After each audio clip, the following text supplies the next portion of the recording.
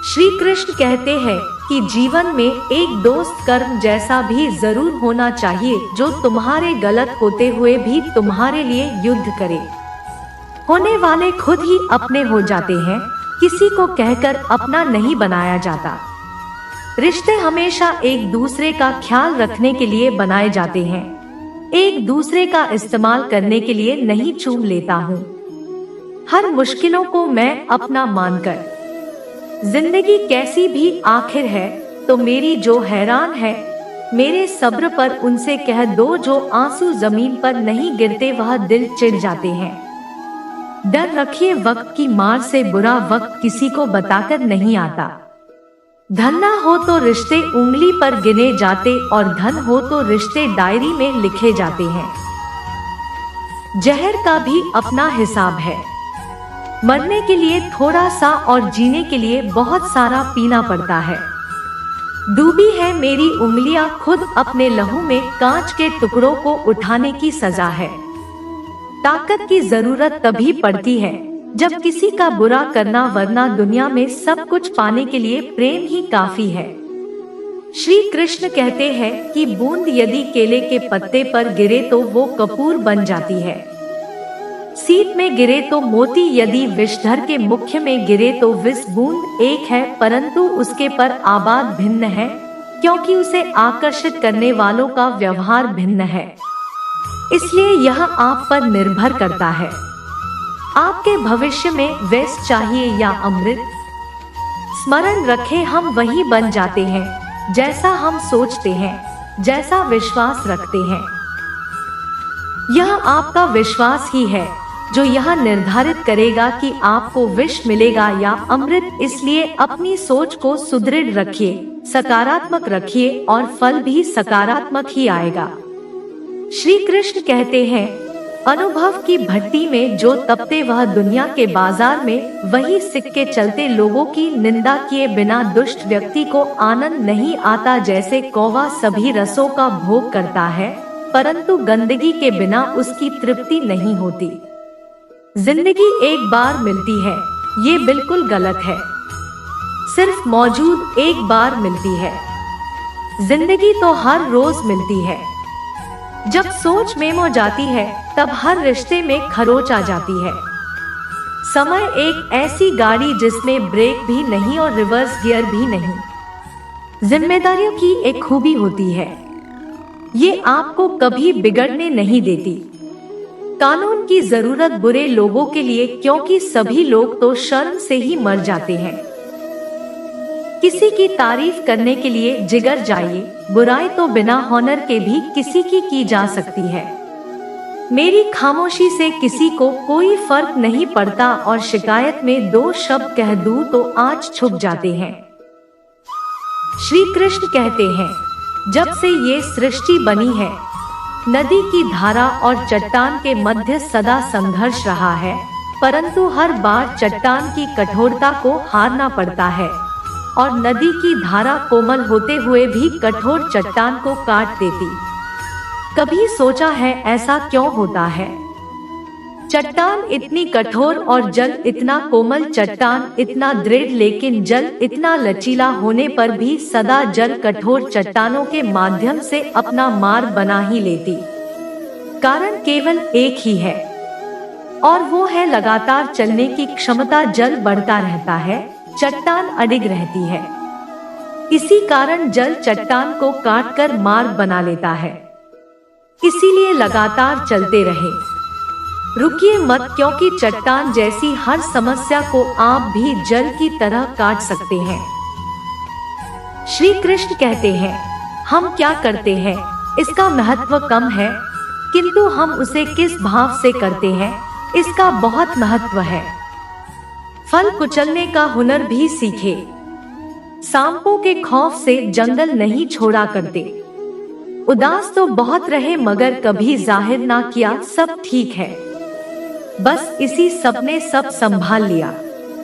अनुमान गलत हो सकता है पर अनुभव कभी गलत नहीं होता, क्योंकि अनुमान हमारे मन की कल्पना है और अनुभव हमारे जीवन की सीख। अगर लड़ना ही है तो अपने कड़वे स्वभाव से लड्डू जो किसी को अपना नहीं होने देता, गुस्सा बहुत होता है, अक्सर कमजोर पर ही निकलता है। धूप बहुत कड़ी है, बदन जल रहा है, कुछ तकलीफ जरूर है पर घर चल रहा है। वक्त वो तराजू है जो बुरे वक्त में अपनों का वजन बता देता है, जिसमें नुकसान सहने की ताकत हो वही मुनाफा कमा सकता है, फिर चाहे वह कारोबार हो या रिश्ते। श्री कृष्ण कहते जिम्मेदारियां भी खूब परीक्षा लेती है, जो निभाता है उसी को परेशान करती है। कहीं ना कहीं कर्मों का डर है, नहीं तो गंगा पर इतनी भीड़ नहीं होती। जो कर्म को समझता है उसे धर्म को समझने की जरूरत ही नहीं। बाप शरीर नहीं करता, विचार करते हैं, और गंगा विचारों को नहीं, सिर्फ शरीर को धोती। शब्द का महत्व तो बोलने के भाव से पता चल जाता है, वरना वेलकम तो दरवाजे के गेट पर भी लिखा होता है। मन के लिखूं तो शब्द रूठ जाते हैं, और सच लिखूं तो अपने रूठ जाते हैं। जिन पैसों में अपनी मेहनत की महक ना हो, वह पैसा सुख के साधन तो दे सकता है, लेकिन मन को शांति नहीं। बचपन कितना खूबसूरत था, तब खिलौने जिंदगी में थे और आज जिंदगी खिलौना है। श्री कृष्ण कहते हैं, आपने किसी फल को पेड़ से अलग होते हुए देखा है? बड़ा दुख होता है जब आप अपने उद्यम से अलग होते हैं, परंतु ये दूरी भी आवश्यक है। आप फल को ही ले लीजिए, अपने जीवनदाता वृक्ष से अलग होकर ये न केवल किसी की भूख शांत करेगा, अपितु इसके भीतर के बीज से एक नए वृक्ष का सृजन भी होगा और कई फल होंगे। सृजन की प्रतिक्रिया में पीड़ा आवश्यक है। यदि पीड़ा नहीं होगी तो सृजन नहीं होगा। पीड़ा अपने उद्यम से दूर होने में इस फल की भांति हम मनुष्य को भी अपने उद्यम से, अपने सगे संबंधियों से अलग होना पड़ता है, और यही अलगाव एक नए सृजन को, एक नई सृष्टि को, एक नए विकास को जन्म देता है। इसलिए ऐसे अलगाव से दुखी मत होइए, उसका स्वागत कीजिए, क्योंकि ये विकास की नींव है। श्री कृष्ण कहते, गलतफहमी में जीने का मजा ही कुछ और है, वरना हकीकतें अक्सर रुला देती है। जब तक रास्ते समझ में आते तब तक लौटने का वक्त हो जाता है। यही जिंदगी है। प्यार नहीं बिकता किसी के लिए, मगर इंसान दिख जाता है। अपने मतलब के लिए जब तक किसी अपने से धोखा ना मिले तब तक समझ नहीं आता कि जिंदगी क्या है। काश उस जाते हुए वक्त को रोक सकते। आपके साथ गुजरा हुआ हर समय जोड़। मुझे नफरत पसंद है, लेकिन दिखावे का अपनापन नहीं। शीशा कमजोर बहुत होता है, मगर सच दिखाने से घबराता नहीं है। श्री कृष्ण कहते हैं, अपराध वो भावना है जिसके कारण संसार में सदा दुखी व्याप्त रहता है। हम सब अपराधियों से घृणा करते हैं, उन्हें कोसते हैं, परंतु क्या कभी विचार आया है कि कोई भी जन्म से अपराधी नहीं होता? तो ऐसा क्या कारण है कि कोई इतना बुरा बन जाता है कि वो बुराई की सीमा ही पार कर जाए? कारण है कामना। यदि कामना पर नियंत्रण ना रखा जाए, यदि कामना को पूर्ण करने के लिए परिश्रम ना किया जाए, तो वो तृष्णा में बदल जाती, और तृष्णा लालच, और लालच छल में, और छल करते ही मनुष्य अपराध की और अपना पग बढ़ा देता है। इसलिए यह अत्यंत आवश्यक है कि मन की कामनाओं पर नियंत्रण रहे। यदि मन पर नियंत्रण रहेगा तो अपराध पर स्वयं ही नियंत्रण हो जाएगा। हम सबका मन करता है कि हम जीवन में ऐसे शिखर पर पहुंचे जहां हमसे ऊपर कोई ना, जहां हमें कुछ करने की आवश्यकता ना पड़े। कुछ लोग इस शिखर पर पहुंच भी जाते, परंतु उनका मन सदा विचलित रहता है। मनोरंजक बात है ना कि जिस विश्राम को पाने के लिए हम इतनी मेहनत करते, इतना परिश्रम करते, वो हमें मिलता ही नहीं। कारण स्वयं सोचिए, वन का राजा होने के पश्चात भी सिंह को शिकार करने के लिए परिश्रम क्यों करना पड़ता है?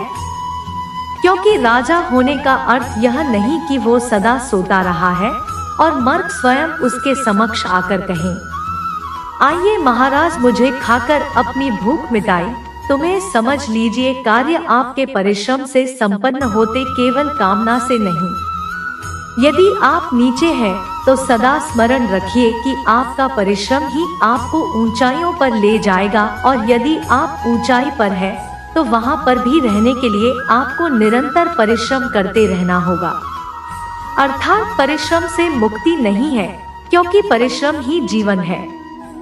भगवान श्री कृष्ण कहते हैं कि डरो मत, ईश्वर हमेशा तुम्हारे साथ। जब कभी हमारे मन में डर पैदा होता है तो हम ही जीत हो जाते हैं, और कई सवाल मन में उथल पुथल मचाने लगते हैं कि अब क्या होगा, कैसे होगा, क्या हम हार जाएंगे या फिर कहीं ये अंत तो नहीं।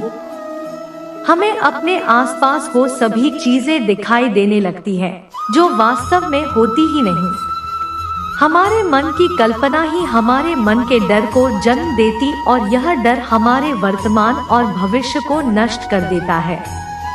अक्सर हमने देखा होगा कि संसार में सभी लोगों को किसी ना किसी वस्तु का या फिर किसी ना किसी व्यक्ति का डर हमेशा ही सताता रहता है, और जो सबसे बड़ा डर मनुष्य के मन में घर कर लेता है वो होता है मृत्यु का डर, जो हर एक व्यक्ति को आजीवन परेशान किए रखता है। आपने देखा ही होगा कि माता पिता अपने मृत्यु से पहले अपने बच्चों के लिए वो सब कुछ करना चाहते जिससे उनके बच्चों को अपने भविष्य में किसी तरह की परेशानी ना हो और जो उनके जीवन को सरल बना सके। लेकिन क्या ये सही मार्ग है कि उनकी संतान अपने भविष्य के प्रति स्तर के भाव को खत्म कर सकती है? भगवान श्री कृष्ण सदैव कहते हैं कि हम अपने जीवन काल में बहुत से काम करते हैं, लेकिन जो कर हम पहले से करते आ रहे हैं, अगर उससे कुछ अलग करना चाहते हैं तो हमें हमारी हार का या फिर हमें असफल होने का डर सताता, और हम बिना परिणाम जाने ही अपने मन में यह सोच लेते हैं कुछ ना कुछ जरूर पूरा हो जाएगा, और यही भाव हमें डर की स्थिति में पहुंचा देता है। और श्री कृष्ण के अनुसार यही डर हमें अज्ञानता की ओर ले जाता है। वास्तव में अज्ञानता का पहला चरण है अभय, भेजो श्रेष्ठ से श्रेष्ठ मनुष्य के विवेक को हर लेता है। जरा स्वयं ही अनुमान लगाइए कि कोई आपको तैराकी के लिए कह दे, लेकिन आज से पहले आपने कभी तैराकी नहीं किए, तो आप अपनी तैराकी सीखने से पहले ही अपने मन में यदि ये डर बैठा लेते हैं कि कहीं आप डूब ना जाए या फिर आपके साथ कोई अनहोनी ना हो जाए, तो आजीवन आप तैराकी सीख नहीं पाएंगे और ज्ञान रह जाएंगे। फिर चाहे आपके पास ब्रह्मांड का सबसे उत्तम गुरु ही क्यों ना, श्री कृष्ण कहते हैं इस डर को पीछे छोड़कर सफलता के मार्ग पर बढ़ना जरूरी है।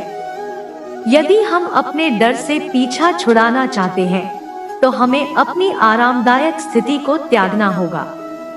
जब तक हमारा मन स्वयं को कष्ट देने से डरता, तब तक हमें कुछ भी नया करने से पहले या हार जाने का या फिर कोई अनहोनी हो जाने का भय सताता है।